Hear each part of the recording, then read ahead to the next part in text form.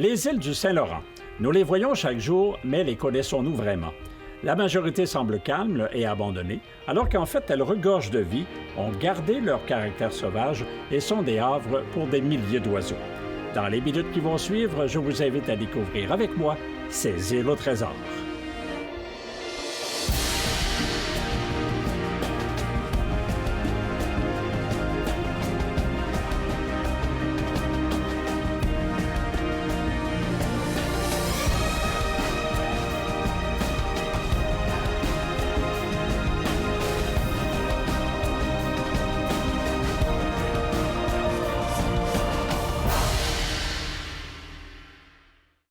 Ici Michel Harvey, bienvenue à cette émission des îles au trésor.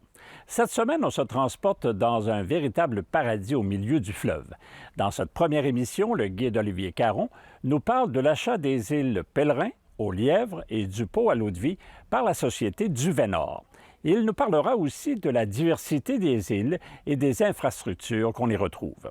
Notre collaboratrice Mireille Poulain nous parlera de Gros-Cacouna, devenu un haut lieu pour les ornithologues et les canards plongeurs, tandis que Jean-David Viel, dans sa chronique Écho du large, nous entretiendra du beluga.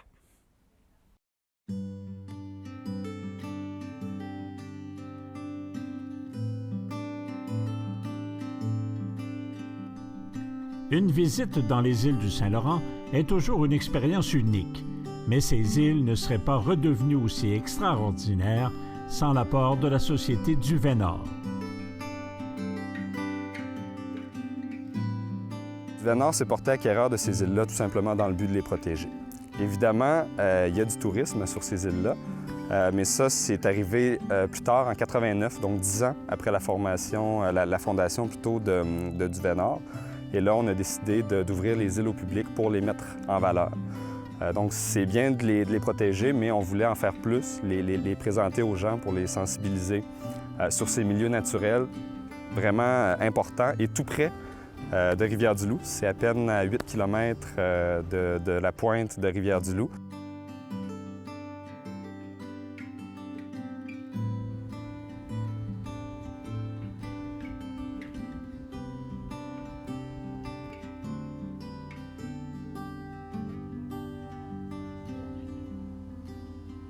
Autre chose intéressante à savoir à propos de Duvet-Nord, et là ça explique l'origine de ce nom particulier, Duvet-Nord, c'est que dès 1979, on a commencé à récolter le duvet de l'Eider.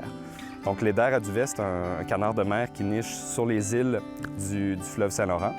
La femelle fait son nid en duvet et là, c'est un duvet d'une très grande qualité. C'est le meilleur duvet finalement à travers le monde. Il n'y a aucun duvet qui peut se comparer à ça.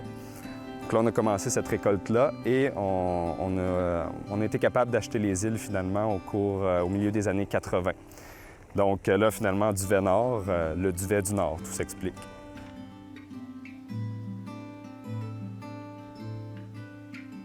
Duvet-Nord, c'est 7 administrateurs, il y a 28 employés, c'est une PME considérable. On a 6 bateaux, donc 4 bateaux qui servent à des possibilités d'excursion. Alors, au fil des années, on a acheté les Pèlerins en 84.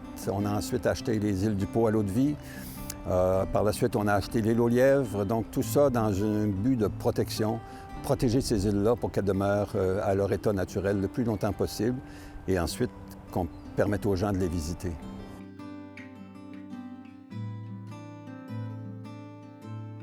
Au début, je ne vous cacherai pas qu'il y a eu des petites tensions quand Duvet-Nord a acheté les îles. Les gens de Rivière-du-Loup étaient un petit peu inquiets.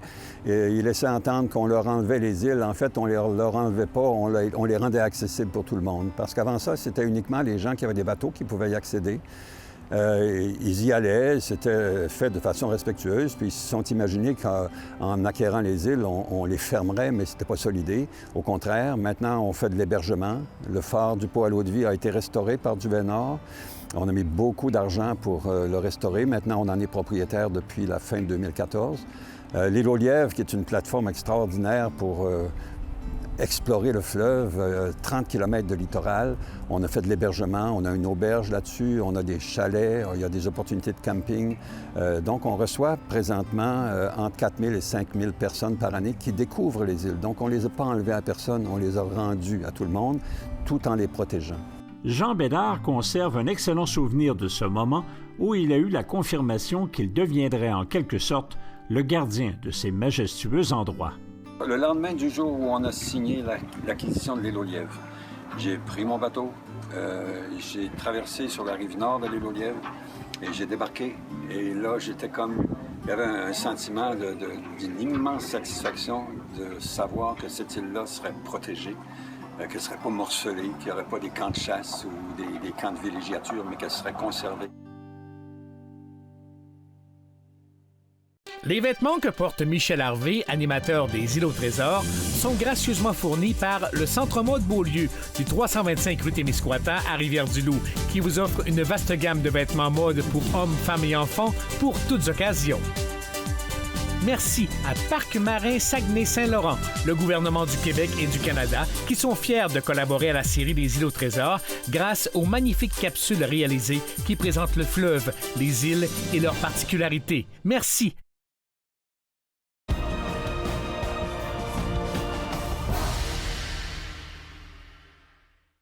Je suis Jean-David Viel, bienvenue aux Échos du Large. Aujourd'hui, le beluga du Saint-Laurent.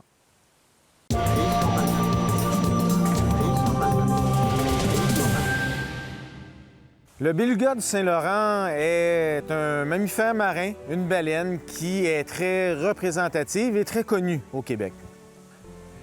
Normalement, le beluga est une baleine arctique qui vit dans les eaux froides au nord du Canada, de l'Alaska et de la Russie. Nous sommes chanceux d'en avoir une population dans le Saint-Laurent. Une population qui comprend 800 individus seulement et une population qui a été affectée beaucoup par la pollution industrielle. Dès les débuts de la colonie, on chassait le beluga. Il s'agissait d'installer des pièges composé de bâtons qu'on enfonçait dans la vase sur une bonne distance. À marée haute, les animaux se retrouvaient à rencontrer ces obstacles et ils se retrouvaient à être enfermés dans un genre d'enclos. À marée basse, on avait juste qu'à les approcher et à les tuer. Des pêches semblables ou des chasses semblables ont été installées à Saint-Denis-de-Kamouraska et à l'île aux Coudres. Pendant longtemps, on a considéré que ces animaux étaient une nuisance pour l'industrie de la pêche. Si bien que, suite à la Première Guerre mondiale, par exemple, on a embauché des aviateurs qui étaient chargés de larguer des bombes afin de tuer les animaux lorsqu'ils survolaient les eaux et qu'ils en apercevaient. Depuis une quarantaine d'années, cette population est maintenant protégée et les activités de chasse sont interdites. Protéger les îles, c'est aussi s'assurer que la biodiversité naturelle reprenne ses droits, peu importe les traces que l'homme a laissées.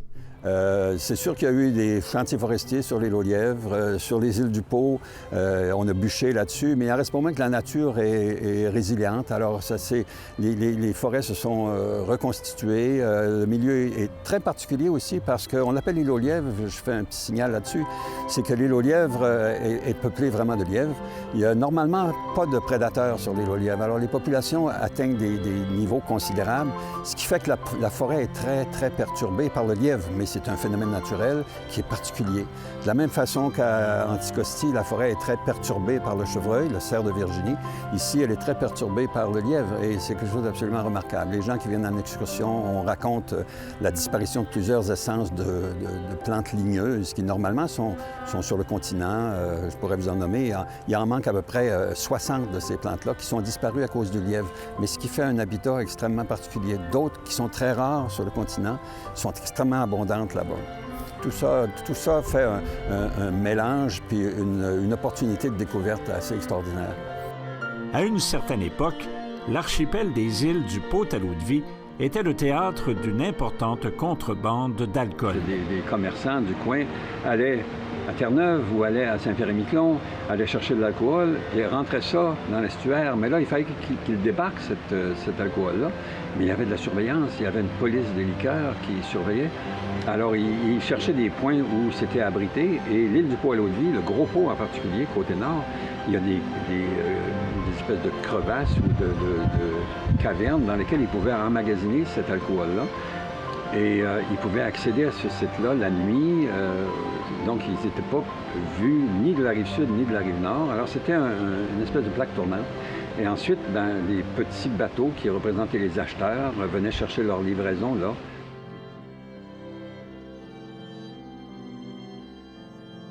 À l'île aux Lièvres, il y a 5 chalets, il y a une auberge, il y a plusieurs sites de camping sauvage aussi. Puis on parle de 45 km de sentiers pédestres. Uniquement pédestres. Il n'y a pas de vélo sur l'île ou de machines, de véhicules. C'est vos souliers seulement qui vous servent à parcourir l'île. N'avoir que ses pieds pour se véhiculer lors d'une activité de découverte, ça fait partie de ce que l'on appelle l'écotourisme. Déjà là, on peut dire que Duvet-Nord, c'est un leader au Québec pour ce qui est de l'écotourisme. Donc, l'écotourisme, c'est présenter des milieux naturels aux gens et les sensibiliser par rapport à ces milieux-là sans les perturber. Et là, bon, comme je disais, depuis 89, Duvet-Nord est un leader, mais dans les dernières années, effectivement, les gens sont de plus en plus conscients de la richesse et de la fragilité des milieux naturels du Québec, en particulier le Saint-Laurent. Donc, oui, en effet, on note une augmentation de l'écotourisme. Les paysages des îles de Duvet-Nord, notamment l'île aux Lièvres, sont magnifiques. Les lieux sont demeurés comme ils étaient, avec ces longues plages de sable dominées par les montagnes de Charlevoix. Flâner sur une plage, je ne vous dis pas d'aller vous baigner, mais je vous dis d'aller flâner, voir des phoques, voir des cormorans, des éders à duvet en grande quantité. Et puis juste face à Charlevoix, ces espèces de massifs rocheux impressionnants qui sont demeurés dans le même état, en fait, que quand Jacques Cartier les a vus. Alors, c'est des visions, des souvenirs impérissables que les gens viennent ramasser chez nous. Une découverte du Saint-Laurent qu'on ne peut pas aussi facilement faire ailleurs. Essayez d'imaginer le long du littoral, là, trouvez-vous 30 km de sentiers ou de littoral vierge, il n'y en a pas. Nous, on a fourni ça. Je pense que c'est ça qui était la grande réussite de Duvet-Nord, c'est d'avoir conservé ces îles-là pour que tout le monde puisse en profiter. La présence des experts de Duvet-Nord sur les îles permet aussi d'effectuer un suivi serré des populations d'oiseaux qui y nichent. Ces colonies-là sont là. Les oiseaux commencent à nicher à la mi-avril, mais il y a souvent des maladies, il y a souvent des renards, il y a souvent des dérangements. Et le dérangement par des plaisanciers qui vont débarquer sans savoir peut causer la mortalité dans plusieurs nids. Alors, ça nous permet de suivre l'occurrence de maladies. Les mouvements des oiseaux aussi, on fait du bagage de façon très intensive. À chaque année, on bague entre 1500 et 2000 femelles qu'on capture sur les nids. Alors avec ça, on fait des suivis sur la survie de ces oiseaux-là, la mortalité. On a des données démographiques qui sont très précieuses pour essayer de comprendre comment ça se fait que les populations déclinent. Les populations déclinent récemment d'à peu près 2 % par année depuis 20 ans. Donc, on a des réponses à ça en analysant nos données de bagage.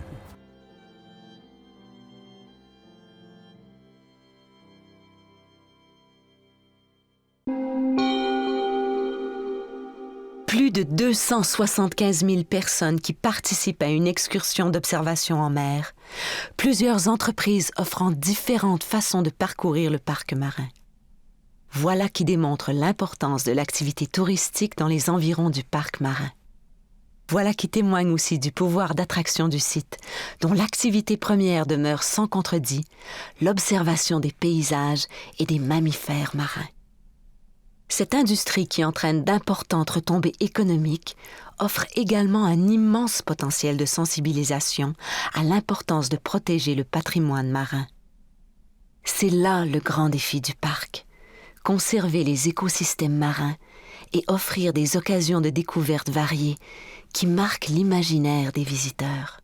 Ce grand défi ne peut être relevé sans la participation de tous les acteurs concernés.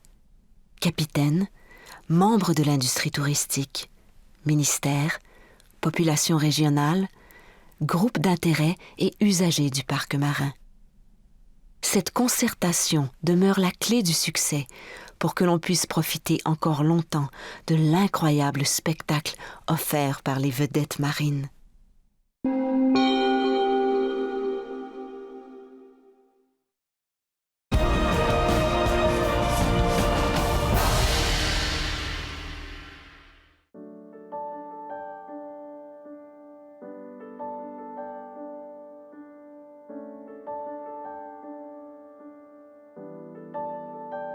En ce moment, on est en plein milieu du fleuve Saint-Laurent, environ à 8 km au nord-ouest de Rivière-du-Loup, donc vraiment en plein centre. Donc là, on se trouve dans l'archipel du Pot-à-l'Eau-de-Vie, tout près de l'île aux Lièvres, environ à 1 000 marins de l'île aux Lièvres.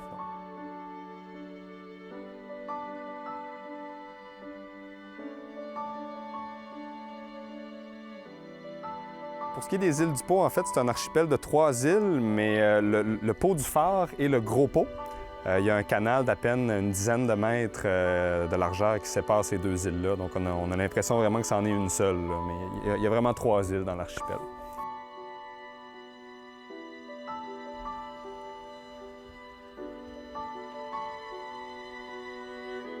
Pour ce qui est de la géologie, là, côté nord de l'archipel, c'est des falaises principalement. C'est un milieu idéal pour les alcidés, donc les petits pingouins, entre autres, les fameux pingouins, et les guillemots aussi, guillemots marmettes.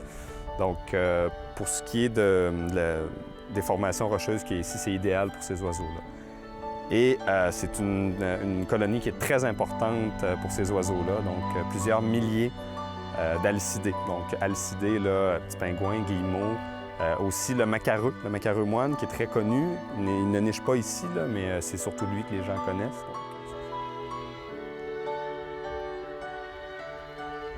C'est un endroit très important parce qu'il est à l'abri des prédateurs. Donc, les prédateurs terrestres, on s'entend, et des prédateurs ailés. Les goélands sont jamais loin, ils sont prêts toujours à gober les œufs et les jeunes oiseaux. Et pour ce qui est des prédateurs terrestres, étant donné la petite taille des îles et le fait que ce soit très escarpé, donc là, ils sont certains de ne pas avoir affaire à ces prédateurs-là, comme les renards, par exemple. Lors de notre visite, à la fin de l'été, plusieurs des oiseaux des îles avaient quitté, mais pas nécessairement pour passer l'hiver dans le sud, en des cieux plus cléments. En fait, on voit encore quelques alcidés, donc les guillemots à miroir, qui, eux, ne sont pas migrateurs. Mais pour ce qui est des autres oiseaux, là, c'est des oiseaux de mer. Donc, ils viennent sur la terre ferme seulement pour nicher, puis ils passent le reste de l'année, à peu près 8 mois, en mer, sans jamais retourner à terre. Donc, c'est vraiment des oiseaux qui sont très bien adaptés au milieu marin. Donc, les pingouins, entre autres, on parle toujours des pingouins, c'est vraiment eux, nos petites vedettes, là. Eux autres sont présents dès le mois d'avril, fin avril, jusqu'à la mi-juillet. Donc là, nous, évidemment, la saison commence début juin, là, mais c'est une période idéale pour les observer. Là, tout le mois de juin jusqu'à on va dire fin juillet, c'est la période idéale. Quelques coins des îles sont inaccessibles à certaines périodes de l'année. C'est la conservation toujours qui prime chez nous. Donc, en période de nidification, là, les sentiers sont inaccessibles là, parce qu'on ne veut pas causer de dérangement dans la colonie. Donc, on ferme les sentiers. Et là, quand les oiseaux sont partis, bien, on peut y accéder, là, donc à partir de la mi-juillet. Le réseau de sentiers de l'île aux Lièvres a été élaboré sans que la forêt et l'environnement n'en souffrent.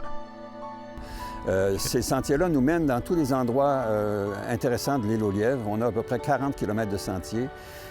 Ces sentiers-là, on n'a pas défoncé la forêt, on a repris des sentiers qui avaient été faits ou des chemins forestiers qui avaient été faits dans les années 50 par les gens de Saint-Alexandre. M. Michel Castonguay a fait une exploitation forestière de l'île et à ce moment-là, ils avaient un petit bélier mécanique, un petit bulldozer. Ils ont tracé des chemins. On a repris ces chemins-là et on les a convertis en sentiers, on les entretient et c'est un lieu de randonnée absolument magnifique aussi. Le réseau de sentiers vraiment le plus important se trouve à l'île aux Lièvres, à 1 000 d'ici. Là, on parle de 45 km là, de sentiers pédestres. Pour les îles du Pot, c'est une formule plutôt axée, comment dire, sur la contemplation. Donc, on ne va pas là pour faire de la grosse randonnée. C'est vraiment, on décroche, puis on profite du paysage marin et des oiseaux qui nous entourent.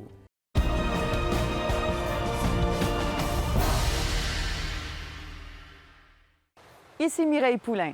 Aujourd'hui, à la chronique Go Oiseau, nous parlons de la transformation du site de Gros-Cacuna.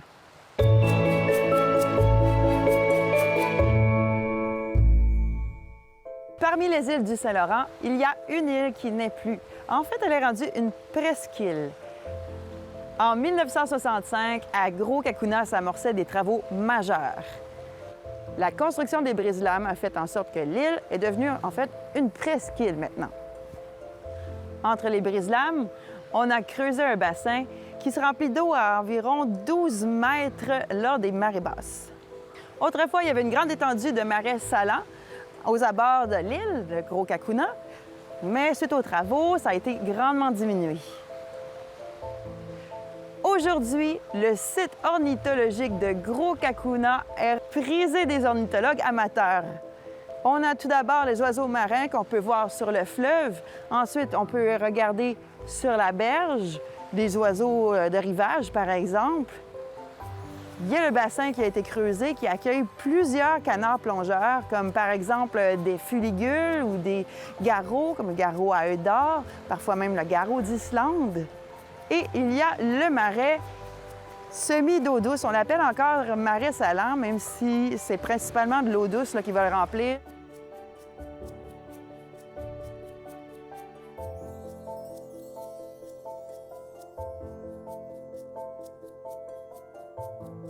Même s'il est toujours en rétablissement, on peut dire que les efforts ont porté fruit, car le site fait la joie des ornithologues.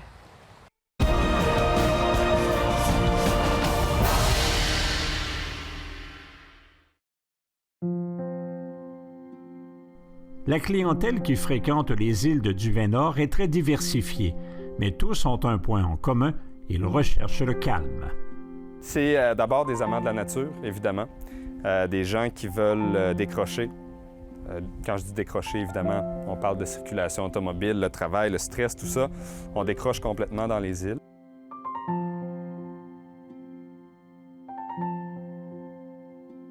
Entre 4 000 et 5 000 visiteurs là-dessus, on a, selon la destination, là, entre 10 et 35 % de nos visiteurs sont des Européens. Et ce marché européen-là est ouvert à ce genre de découverte-là. Ils rêvent de grands espaces, ils sont éblouis par la grandeur de nos paysages. Et on veut justement, on propose de faire des démarches de marketing sur le marché européen. On veut augmenter cette fraction-là de visiteurs européens. On veut aussi augmenter la proportion de visiteurs québécois parce que les Québécois nous découvrent de plus en plus. On a des gens chez nous qui viennent de tous les coins de la province et qui sont émerveillés.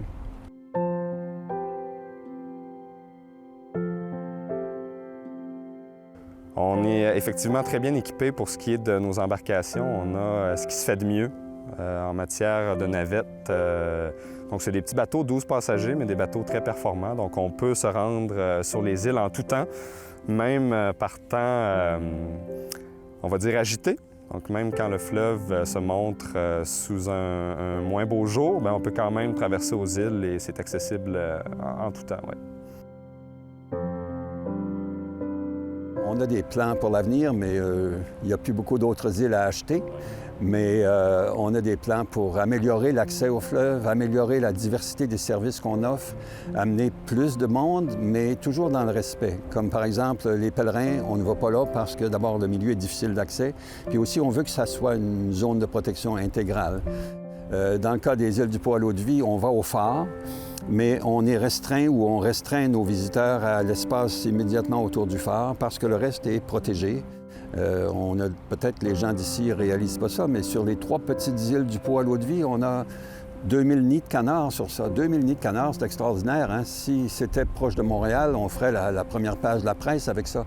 Mais c'est quelque chose de fabuleux. Il y a beaucoup d'oiseaux marins, de petits pingouins, guillemots marmettes, guillemots à miroir, mouettes tridactyles, etc. Donc c'est une zone de découverte pour la faune absolument exceptionnelle.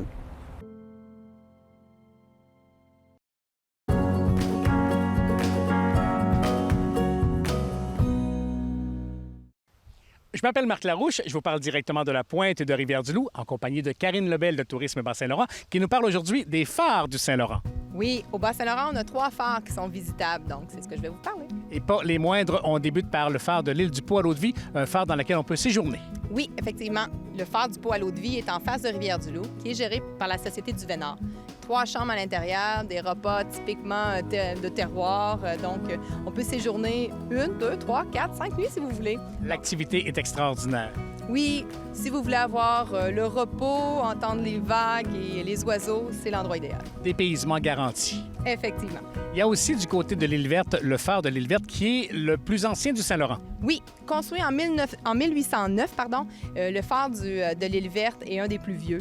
Donc, le phare, c'est pas nécessairement à l'intérieur du phare qu'on séjourne, mais dans la maison du gardien et de l'assistant gardien aussi. C'est 9 chambres, les deux bâtiments, on peut les louer, on peut faire des réunions, oui, à cet endroit. Et le seul bâtiment qui est situé au nord de l'île aussi, donc vous avez le fleuve à vos pieds et les montagnes de Charlevoix devant vos yeux. Si on se transporte un petit peu plus à l'est, il y a le phare de la Pointe-au-Père également. Oui, le phare de Pointe-au-Père, situé sur le site historique maritime de la Pointe-au-Père. Donc, on peut grimper les 128 marches qui nous mènent en haut du phare et tout avoir l'information concernant les signaux maritimes, les signaux de navigation, tout ça. Et puis, on peut en apprendre également plus sur le naufrage de l'Empress of Ireland directement sur place. Et c'est tout juste à côté du sous-marin Onondaga. Oui, c'est ça. Et si vous voulez vivre des sensations fortes, bien, vous pouvez séjourner à l'intérieur du sous-marin ou le visiter simplement. C'est là-dessus que se termine l'émission d'aujourd'hui. Nous espérons que nous avons pu vous faire découvrir davantage ces endroits magnifiques qui se présentent aux amateurs de nature sauvage de tout le Québec. La semaine prochaine, nous poursuivons notre périple aux îles de la Société du Vénard. Nous en apprendrons plus sur l'histoire des îles du Pau et leur importance pour la navigation depuis plus de 400 ans. Ici Michel Hervé, merci d'avoir été là. À la semaine prochaine et bon vent.